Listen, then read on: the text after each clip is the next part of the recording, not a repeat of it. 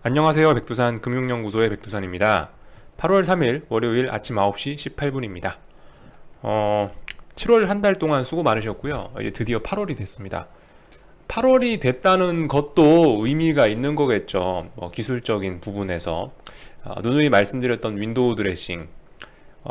펀드 매니저들이 자기의 펀드의 성과를 좋게 보이기 위해서 월 마지막 날까지는 보통 주식을 계속 매수하는 경향이 있다. 주식이 빠지지 않게 하방 경직성을 확보하는 경우가 있다. 이런 것들이 윈도우 드레싱이라고 말씀드렸는데 그런 윈도우 드레싱이 이제 끝났다는 거죠. 8월 1일. 만약에 7월 말까지 많이 올랐었다면 8월 1일 첫째 날은 어쨌든 주식을 팔아제낄 수 있는 그런 명분이 생기는 그런 게 첫째 날의 의미입니다. 실제로 그렇게 어떤 윈도우 드레싱이 끝나고 나서 월 첫 거래일에 폭락하는 경우도 솔직히 자주 있긴 있었고요. 늘 보아오던 그런 현상이긴 합니다. 물론 오늘 그럴지 어쩔지는 모르겠습니다만은 어쨌든 8월이 가지는 첫 거래일의 의미는 그런 것일 겁니다. 기술적인 거야 사실 토요일 날 제가 올린 영상에서 이미 다 말씀을 드려서 제가 딱히 어떤 여기서 이런 얘기를 더 하는 게 큰 의미는 없을 것 같습니다. 이미 다 얘기했잖아요. 그죠? 애플 10% 상승이 가지는 의미가 어떻게 될 것이다. 이제 FANG 중에 남은 거는 애플하고 페이스북밖에 없다. 이런 얘기들. 과연 애플이 여기서 어제 10% 올랐다고 거래량이 그렇게 많이 썼다고 해서 장대 양봉에 대량 거래가 터졌다고 해서 반드시 그게 대세 상승을 의미하냐? 자리가 중요하다. 이런 얘기 드렸었고요. 점검할 내용 특별히 없습니다. 어떤 추세선, 어쨌든 S&P 같은 경우 이렇게 쌍고점 확인하는 과정, 나스닥 같은 경우는 삼산, 3고점 확인하는 이런 과정들 오늘 밤에 거치겠죠. 그러니까 사실 어젯밤, 그러니까 금요일 날 마감 때 분위기, 이 아래 꼬리를 보면 그러니까 금요일 날 나왔던 미국장의 급반등을 보면은 마치 추가적으로 더 시세가 날 것 같은 분위기이긴 합니다만은 어쨌든 그거는 오늘 밤에 이제 뚜껑을 열어봐야 아는 부분이겠죠. 실제로 어제 달린 아랫꼬리가 금요일 날 만들어놨던 아랫꼬리와 급반등이 추가적인 상승으로 이어질 수 있겠느냐는 오늘 밤에 확인을 해봐야 된다는 겁니다. 자, 아무튼 이런 상황이고요. 또 잘 보셔야 될 건 달러 인덱스, 그죠? 달러 인덱스가 92, 93에서 추가적으로 이제 반등이 나올 수 있느냐, 추세적으로 돌아설 수 있느냐 이런 부분 확인하시면 될 것 같고 달러와 가장 어떤 밀접한 관계를 갖고 움직이는 게 금값하고 유로화이기 때문에 금값하고 유로화의 어떤 모습을 보시면서 달러화가 어떻게 될 것이다 이렇게 생각하시는 것도 좋은 아이디어일 것 같습니다. 자, 아무튼 기술적인 얘기는 좀 그만하고요. 오늘 그렇다고 2분 만에 영상을 좀 끝내긴 뭐하고 제가 평상시에 이제 좀 하지 않은 이야기를 좀 하나 좀 하고 마치도록 해볼까 합니다. 만약에 이제 제가 생각한 대로 어떤 금융시장이 흔들려가지고 금융위기로 가는 시나리오가 있다면은 어떤 일들이 일어날 수 있겠느냐라는 부분을 조금 한번 간단하게 얘기를 해보고 마칠까 싶습니다. 그러니까 지금 지금 이 세상에 그러니까 모든 금융 위기나 이런 문제는 부채에서 시작하는 거죠. 부채. 자기 돈으로만 갖고 하면은 뭐든 문제가 없어요. 탈이 나도 적어요. 근데 이 모든 문제는 빚에서 시작합니다. 과도한 빚에서 시작하는 건데요.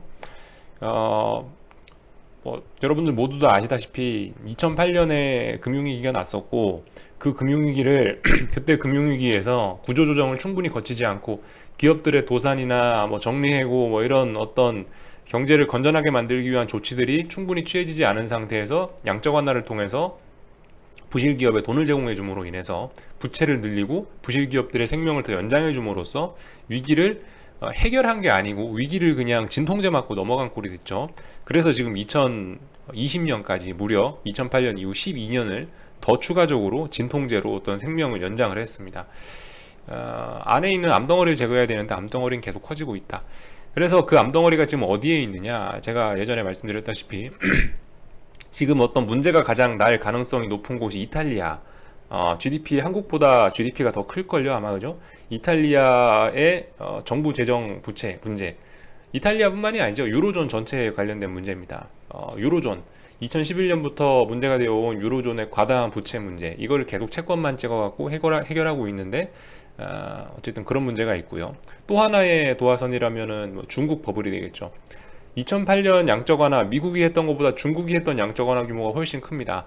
그렇기 때문에 중국 시장, 중국이 사실 2008년 미국 양적 완화의 어떤 수혜를 가장 많이 본 데다라고 얘기를 할 수가 있겠죠. 지난 10년간 전 세계 경제를 끌어올린 건 누가 뭐래도 중국이었으니까요. 연 6%, 7%의 성장을 지금까지 꾸준히 해왔으니까. 만약에 어떤 과잉이 있다, 버블이 꼈다라면 중국 경제일 가능성이 굉장히 높겠죠.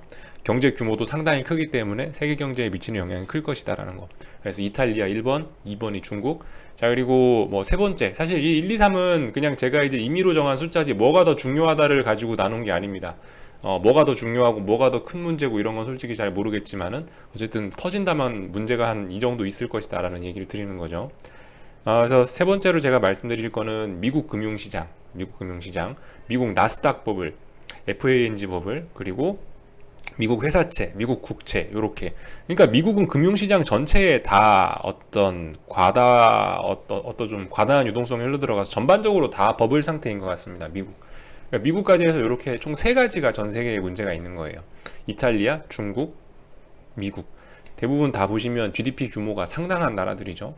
전 세계 경제의 뭐 한 50% 이상 차지하는 그런 나라들이, 어쨌든 이 세 개 나라나 유로존하고 중국하고 미국하고 합치면 거의 전 세계 GDP의 50% 가까이 될 텐데, 이 국가들이 지금 전부 다 과다한 부채로 문제를 겪고 있다는 겁니다. 그래서 이런 부채가 어떻게 해야 문제가 터질까요?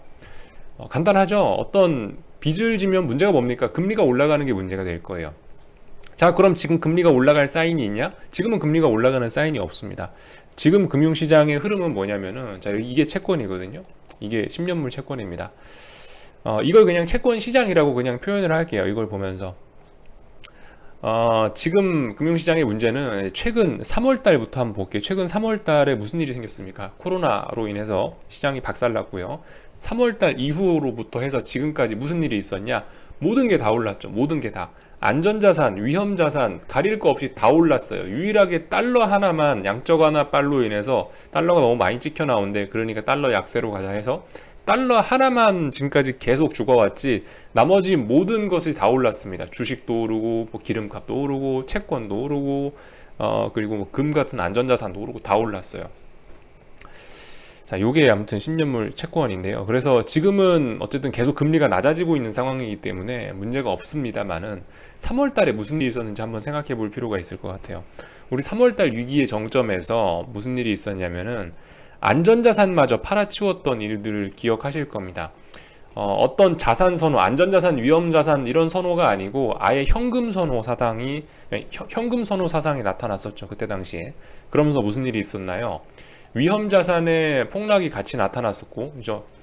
이거 그 나스닥 주식인데, 위험자산의 폭락이 나타났었고, 동반해서 안전자산의 폭락도 같이 나타났었다. 물론 금도 그렇습니다. 금도 물론 이후에는 올라갔지만은, 금도 어쨌든 위기의 상황에서 같이 떨어졌다는 걸 생각해 보시면 될 거예요. 결과적으로 3월 코로나 때 제일 수익률이 좋았던 건 달러 인덱스, 달러밖에 없었던 것 같습니다. 3월 달에 안전자산까지 다 같이 폭락을 했었다는 점을 생각해 보셔야 될 것 같아요. 이때 이제 그래서 무슨 일이 생겼냐? 금리가 치솟았죠. 금리가 치솟았어요. 물론 이때는 잠깐이었으니까 괜찮을 수 있지만은, 만약에 이게 지속적으로 채권 금리가, 만약에 이런 위기가 조금이라도 오랫동안 지속이 돼서, 이게 이렇게 하루 이틀이 아니고 제법 오랫동안 지속이 돼서 제법 오랫동안 금리가 치솟아 있다면 어떻게 되겠습니까? 지금의 어떤 한계 상황에 처해 있는 국가나 기업이나 이런 것들이 다 문제가 생길 수 있겠죠. 어디가 먼저 터질지는 알 수가 없는 거죠. 뭐 미국이 먼저 갈지, 중국이 먼저 갈지, 이탈리아가 먼저 갈지는 알 수 없지만은, 어쨌든 지금 이 전 세계 금융시장 자체는 금리가 낮게 이렇게 가고 있는 현상인데, 이게 어느덧 뭐 심리적인 거나 무슨 위기가 있어서 탁 틀어지기 시작해서 금리가 치솟기 시작한다면은, 누가 먼저 될지 모르겠지만 상당히 위험한 상황이 펼쳐질 수 있다는 거겠죠. 지금 사실 채권 시장에도 버블이 어마어마하게 많이 껴있는 상황이에요. 양적 완화 이후로 그리고 1980년 이후로 상당히 그 채권 금리도 가장 낮은 상황이기도 하고, 이래저래. 제가 예전에 그 유튜브에다가 제 영상, 유튜브 채널 보시면은 채권 버블에 관련된 영상도 올려놓은 적이 있습니다. 그런 거 참고하시면 될 것 같고, 지금 주식뿐만이 아니고 채권까지 다 비싸다는 거, 이런 것들을 생각해 볼 필요가 있을 것 같고, 그렇게 되면 어떻게 되냐? 예, 부채가 많은데 금리가 올라간다. 심각한 문제가 될 수 있다. 그렇게 되면 어떤 디폴트가 이제 나타날 수 있다. 뭐 제법 규모가 큰 EU, 유로존에서의 뭔가 디폴트가 날 수도 있고, 중국이 뭐 어떻게 될 수도 있는 거고, 아니면 미국에 있는 기업들, 회사채들 이런 것들이 망할 수도 있고, 또 아니면은 미국 정부의 신용 등급이 강등될 수도 있는 거겠죠. 다시 한 번 더. 이런 문제들이 날 수가 있겠습니다. 그래서 뭐 제가 생각하는 그죠, 이거는 말 그대로 어떤 금융위기, 금융의 위기, 이런 금융의 위기가 나야, 이런 금융시장의 문제가 나야 주식시장이 어쨌든 박살이 나고 그러는 거지, 뭐 어떤 전염병이나 이런 걸로 시장이 박살나긴 솔직히 재료가 좀 별로 좋지가 않은 거고요. 무슨 저는 그래서 이제 그런 거를 생각을 하고 있는 겁니다. 그래서 이번에 만약에 이제 시장이 어디에선가 고점을 찍고 밀리기 시작한다면은 이번에 채권 시장의 움직임을 잘 봐야 된다. 여기서 금리가 치솟아 버리면은 모든 것이 끝장이다라는 거를 한번 생각을 해볼 필요가 있겠죠. 요게 그래서 지금 지금 빠질 듯 빠지지 않는 이 증시에 대한 어떤 나와야 될 악재라고 요게, 그죠? 이런 부채 문제가 부각이 되어야 한다. 이런 부채 문제가 터질 것이다라고 하는 게 이제 저의 시나리오입니다. 일단 한번 생각들 해보시고요. 구체적인 뭐 자료 같은 거는 인터넷에 들어가 있으면 다 나와 있습니다. 뭐 찾아보시다가 잘 모르시겠으면은 어디서 보는 거냐 물어보시고, 그러면 또 리플로 또 궁금하시면 또 답변 드리도록 하겠습니다. 하여튼 여기까지 하고 마칠게요. 오늘 밤에 나스닥이 뭐 넘어갈지 안 넘어갈지, 고점을 또 넘어갈지 못 넘어갈지, 애플이 또 여기서 더 폭등을 해서 더 올라갈지, 아니면 여기서 곧바로 음봉 나오면서 내려올지는 일단 아무도 알 수 없는 거다. 밤이 되어 봐야 아는 거겠죠, 일단. 그래서 일단 지켜볼 뿐입니다. 여기까지 하고 마칠게요. 저녁에 뵙도록 하겠습니다.